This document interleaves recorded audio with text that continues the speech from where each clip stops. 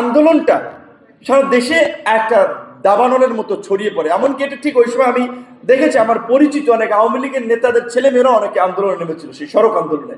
সেদিনে আবার অনেকে পোস্ট দিয়েছিল, অমুকে আওয়ামী লীগের নেতা, তার ছেলে এই যে সরকার বিরোধী আন্দোলন করে। কারণ আন্দোলন, যে কোনো আন্দোলনই তো তারা সবসময় সরকার বিরোধী হিসেবে চিহ্নিত করতো, যদিও সেটা সরকার বিরোধী আন্দোলন ছিল না।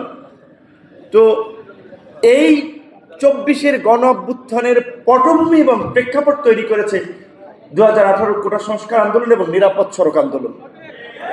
সেখানে এই প্রেক্ষাপট না টেনে ডাইরেক্ট লাইনে চলে গিয়েছেন যে ছাত্র জনতার গণ অভ্যুত্থানের ফলে 2024-এর প্রেক্ষাপটে পরিবর্তিত অন্তর্বর্তী সরকার ডক্টর ইউনূসের নেতৃত্বে গঠিত হয়। আমরা রাজনৈতিক দলসমূহ ঐক্যমতের ভিত্তিতে জাতীয় ঐক্যমত্য কমিশনে এই সংস্কার আমরা করছি, বাস্তবায়ন আমরা অঙ্গীকার করব, 2 ইয়ার্সের মধ্যে বাস্তবায়ন হবে। একটা বড় রকমের ফাঁকিবাজি এবং প্রতারণা এই ড্রাফটিং জুলাই সনদ আমরা দেখতে পাচ্ছি। যেই কারণে আমি এখানে আসছি, বিশেষ করে এটা যে জুলাই সনদে নিরাপদ সড়ক আন্দোলনের কথা এবং 18 কোটা সংস্কার আন্দোলনের কথা সুস্পষ্টভাবে থাকতে হবে। সেকেন্ড হচ্ছে, এই আমাদের দেশে প্রেক্ষাপটে দেখেছি তো, বলে যে এমপি হওয়ার জন্য নির্বাচনের আগে কামার কুমোর মুসি সবার আপনার ঘামের কর্দমাক্ত শরীরে কোলাকুলি করে, ভাই নির্বাচনের পর আর খবর থাকে না। তো এই যে তারা যেটা বললো যে যারা সরকার গঠন করবে তারা 2 বছরের মধ্যে এগুলো বাস্তবায়ন করবে, কে দিয়েছে তাদের 2 বছরের মধ্যে বাস্তবায়ন করবে? আমরা কোনো রাজনৈতিক দল তো বলি নাই যে তাদেরকে আমরা 2 বছর সময় দেবো।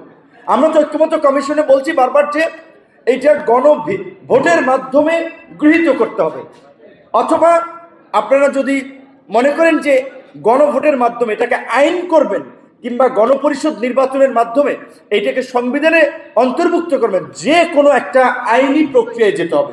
শুধুমাত্র মুখের কথা আমরা বিশ্বাস করব না, কারণ আমরা দেখেছি অনেক কথা বলেছেন, কে রাখে তা কার কথা ক্ষমতায় গেলেন। আমাদের সহকর্মী বন্ধুরাই কি রেখেছে আমাদের কথা? আমরা অনেক কষ্ট করেছি, ত্যাগ স্বীকার করেছি। শুধুমাত্র রাজনৈতিক দলের নেতারা ত্যাগ স্বীকার করেছে, স্যাক্রিফাইস করেছে না। এই নিরাপদ সড়ক আন্দোলনের মতো এই গত 7-8 বছরের প্রতিবাদী এবং সচেতন প্রতিটি তরুণ স্যাক্রিফাইস করেছে, ত্যাগ স্বীকার করেছে, লড়াই করেছে, যার ফলে আজকের গণ অভ্যুত্থান।